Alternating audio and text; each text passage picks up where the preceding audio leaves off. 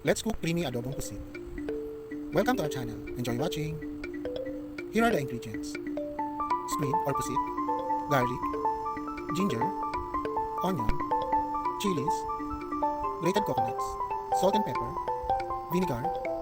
So let's cook. Boil the coconut milk with all the ingredients.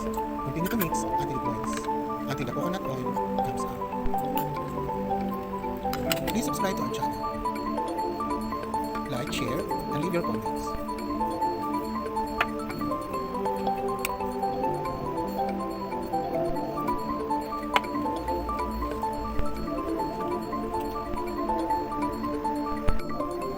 Add the vinegar when the coconut milk is reduced to half.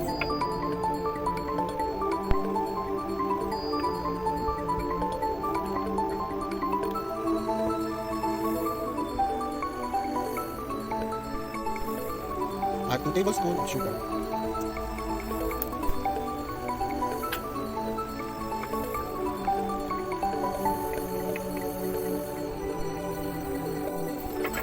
When the coconut oil turns to oily stage, add the squid.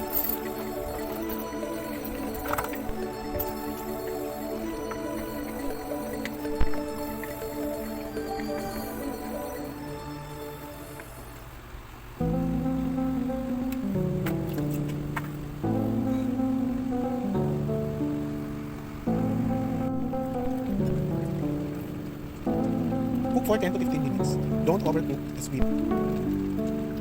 The more you boil, the more it becomes harder. Done cooking.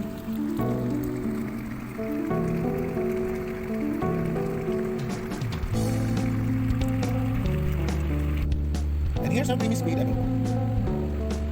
Enjoy eating.